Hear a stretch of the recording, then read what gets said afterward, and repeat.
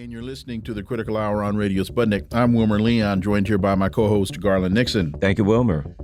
US government personnel evacuated from Sudan amid violence. Embassy shuttered.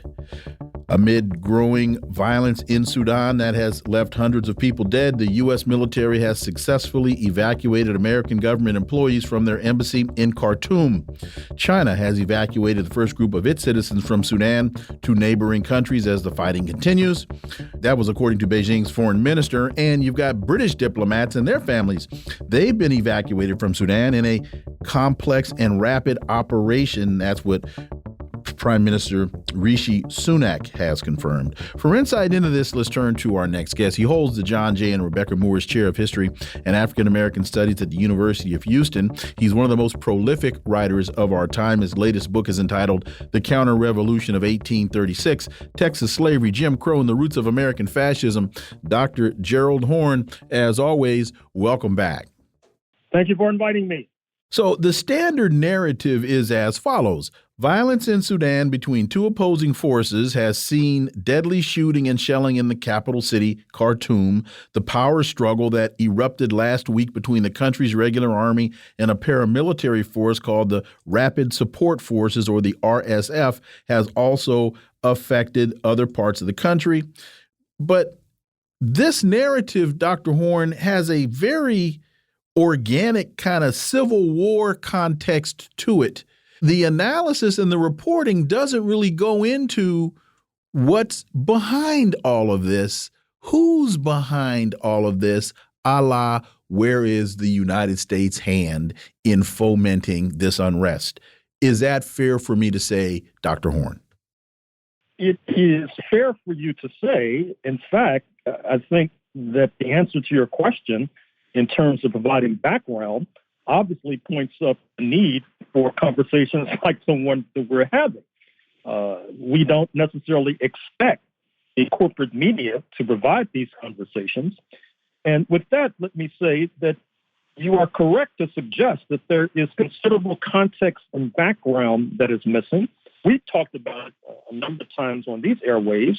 That is to say, the post-mid-1950s independence of Sudan, which had helped to give birth to one of the most significant communist parties on the continent, that is to say the Sudanese Communist Party, which was inimical to U.S. Cold War interests, which then began to destabilize that particular force, helping to empower military forces and religious zealots simultaneously. The latter leads to Osama bin Laden himself residing in Khartoum, the capital, causing Mr. Clinton in the late 1990s to hit Sudan with cruise missiles, destroying manufacturing facilities. Obviously, it was an attempt to divert attention from various sex scandals that he was enmeshed in. In any case, this contributes to the rise of Mr. al-Bashir, who then begins to try to run roughshod over both Darfur to the west and South Sudan, obviously to the south. Mr. George W. Bush, the U.S. president, adopts the South Sudan secession as a cause of its own. That leads to a successful secession and also leads to many of their leaders wearing Texas cowboy hats to this very day in homage to Mr. Bush.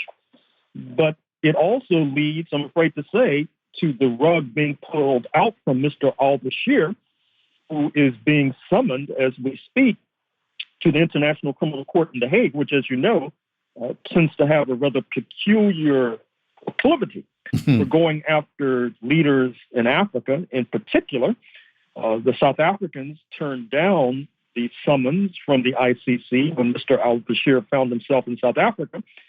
But obviously, he has many rivers to cross before he is able to escape a prison cell. And that leads us to the current crisis, where between that, this is where the traditional narrative can be picked up, between the Sudan military and the Rapid Support Forces, an ostensible wing of the military. There is a fear on both sides that either, or perhaps both, may be turned over to the International Criminal Court which means that the U.S.-dominated ICC is a direct player in helping to ratchet up the temperature in Sudan, leading to this conflict, which is causing mass evacuations. And I should also point out that the U.S. allies are hardly absent from this conflict. The Gulf Arabs, particularly the United Arab Emirates, Dubai, Abu Dhabi, are known to be in bed with rapid support forces, which have supplied young men to go to an ignominious death in the losing Saudi battle in Yemen, which hopefully is coming to a kind of closure. And then there are the Egyptians, Egypt being a major ally of the United States, which is backing the Sudanese military. Sudanese military probably wants to emulate the Egyptian military, which is a dominant force in the Egyptian economy. That is to say, it would be as if the Pentagon were the dominant force in Apple and Microsoft and Fox News and all the rest. And that's the model that the Sudanese military, I'm sure, would like to emulate. And then there's this evacuation, supposedly from Djibouti. We know that there is a U.S. base there in Djibouti. Despite that U.S. base there, supposedly the United States was very upset with the possibility that Sudan might have a Russian base in Port Sudan, abutting the Red Sea, heading towards that major choke point known as the Suez Canal. Washington is also upset by the fact that Sudan's neighbor, the Central African Republic, has supposedly brokered a deal with the Wagner Group in Russia, which, as you know, is now involved in the conflict in Ukraine. And then there's another kind of inter-imperialist conflict that we need to make mention of. What I'm speaking of is this brewing conflict, this frenemy relationship, friends and enemy relationship between Washington and Paris. Since the Suez debacle of the mid-1950s, when France, Britain, and Israel tried to seize the Suez Canal from Nasser's Egypt, France decided that it had to embark on a policy that was more independent of U.S. imperialism. U.S. imperialism, interestingly enough, was willing to go along with this policy as long as France was able to keep a lid on its neo-colonial empire in Africa. But it's apparent that France is incapable of keeping a lid on its neo-colonial empire in Africa. That has created an opening for the Wagner Group in Central African Republic, for Russia and Mali, where French forces have been forced to evacuate, ditto for neighboring Burkina Faso. And this is causing intensified tension between Paris and Washington, as witness of Mr. Macron saying he's not willing to go over the cliff with Washington in this new Cold War with China.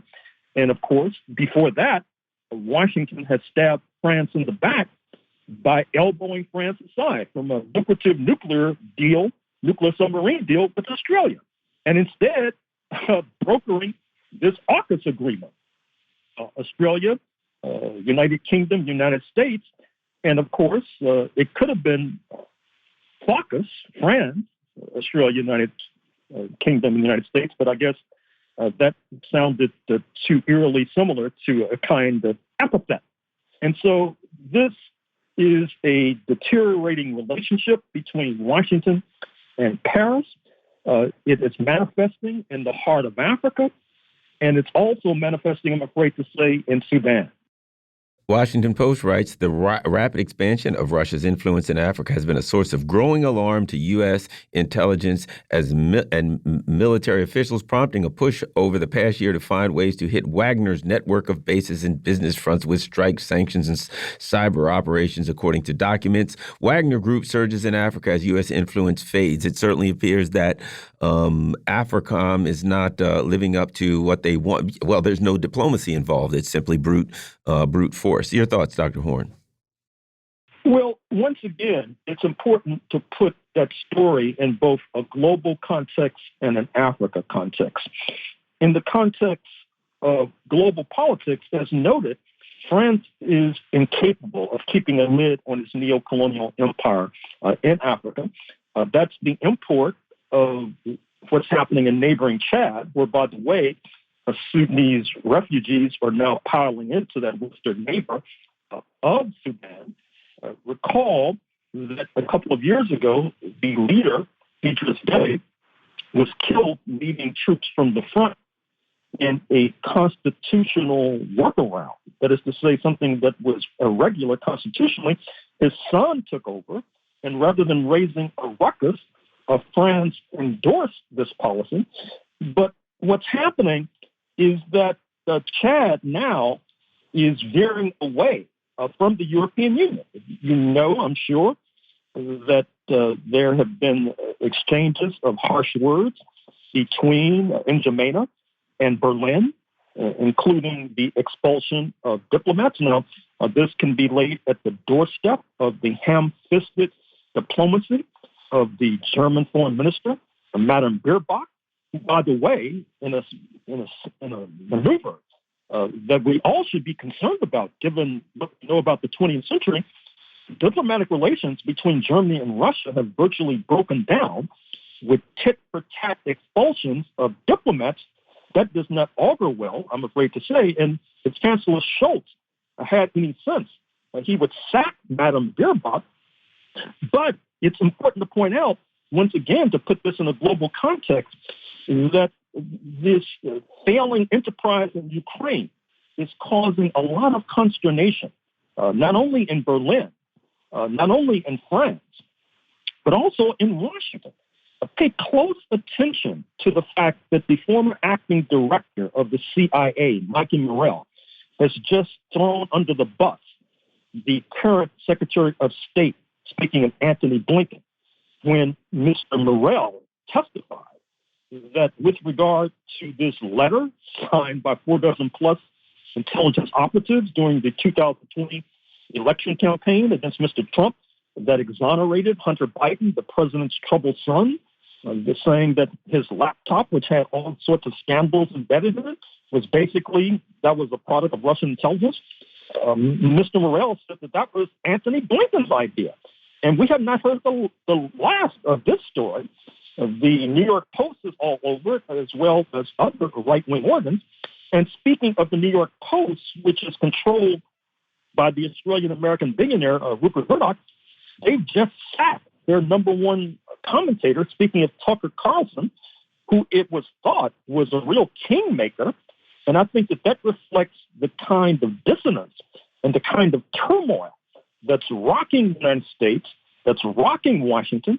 Susan Rice, recall that she was a top player in the Clinton administration. Now she's with the Biden administration, or she was with the Biden administration. Mm-hmm. She just resigned. I wonder what scandal has driven her out of office. So we are living in troubled times right now. And for U.S. imperialism, this could not come at a more inopportune moment, given the crisis in Ukraine, where the escapade of NATO is rapidly falling apart, given the harried evacuation of U.S. nationals from Sudan, as Washington's relations with the heart of Africa are coming to a kind of screeching conclusion, I'm afraid to say. So, friends, buckle your seatbelts. And we have just about a minute left. I don't think you mentioned Don Lemon resigned today from CNN. Oh, no, I'm sorry. He was fired today by CNN. CNN is in crisis, clearly. I mean, as they say in television, CNN has jumped the shark by hiring Charles Barkley, the rotund basketballer, as the host of a new late-night show. He's basically replacing the inept Don Lemon. And shed no tears for Don Lemon. Oh, no. I'm sure he'll be able to land on his feet. Dr. Gerald Horne, as always, thank you so much for your time. Greatly, greatly appreciate that analysis. We look forward to having you back.